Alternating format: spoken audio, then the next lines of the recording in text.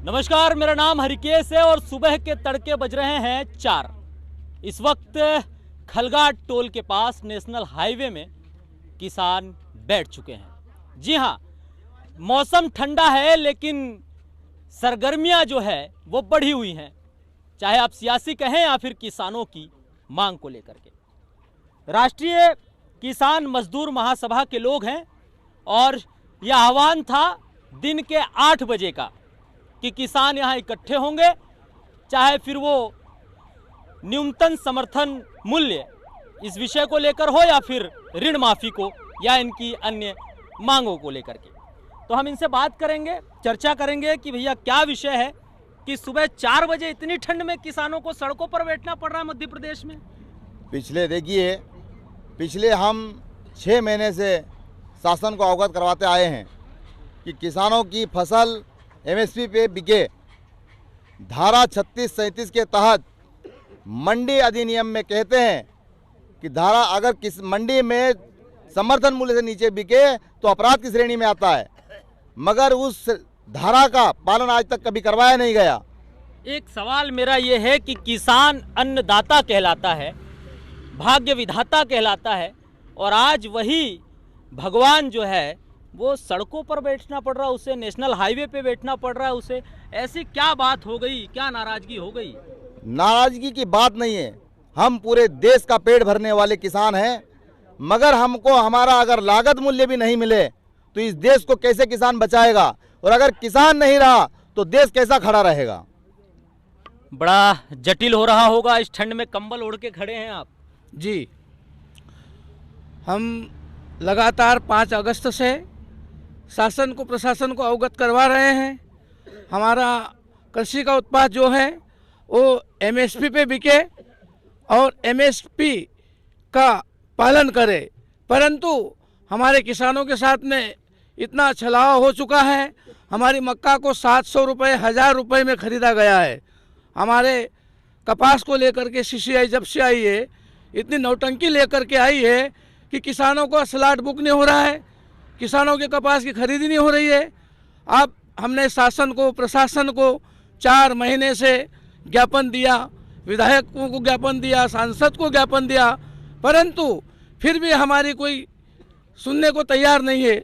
इसीलिए आखिर में देश का अन्नदाता, देश गांव से चलता है, शहर गांव से चलता है। सुबह से जब हमारा अन्नदाता खड़ा होता है, जब भैंस का गऊ का दूध निकालता है, जब दूध शहर में जाता है, जब उनकी चाय की तपेली तैयार होती है, हमने कोई गुनाह नहीं किया है।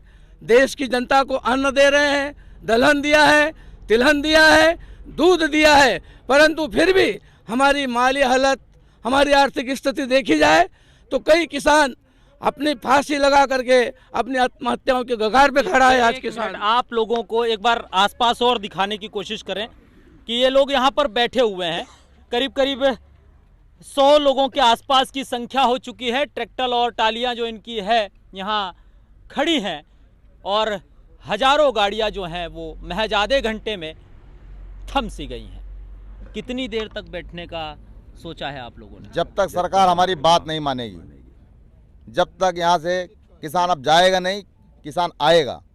क्या लगता है अभी ये 100 लोगों का कारवां यहाँ बैठा है जी? कितने लोग? 500 लोग यहाँ बैठे हैं जी। सुबह के 4 बजे जी, दिन उगते उगते, सूरज उगते उगते कितने लोगों की भीड़ आने वाली है? हमारे हजारों लोगों की भीड़ आने वाली है।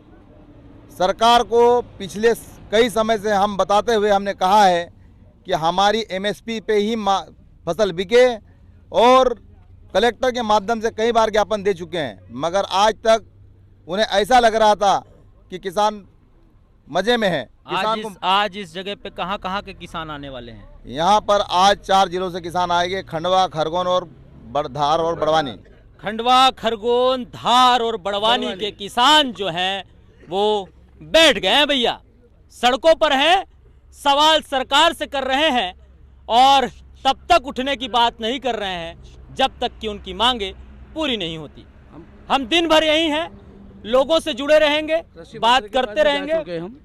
हम अभी परसों के रोज कृषि मंत्री जी ने हमारा प्रतिनिधि मंडल बुलाया था, हम भोपाल गए थे, सारी समस्याओं से उनको अवगत करवाया, फिर भी हमारी अनसुनी हुई। इसलिए हम वहाँ से भी वापसी लौट करके हमने फिर निर्णय लिया कि अब रोड के अलावा अपना कोई चारा नहीं बचा है। इसलिए ये धरती पुत्र अन्नदाता किसान आज देश की सारी ठोकरें खा करके आज रोड पे आ गया है। सरकार ने इस विषय पर चिंतन करना चाहिए और हमारे अन्नदाताओं को आज अपने मौत के घाट पे जो जा रहे हैं उनको बचाना चाहिए, ये सरकार का फर्ज होता है। तो ये अन्नदाता किसान हैं, सड़क पर आ चुके हैं, अपनी मांगे जो हैं वो जनता के साथ, जनता के सामने, शासन के सामने और प्रशासन के सामने जो है वो रख रहे हैं। देखना होगा कि आंदोलन कितनी देर चलता है और सवाल ये भी है कि आखिर शासन प्रशासन इनकी कितनी सुनता है। शुक्रिया, जय हिंद।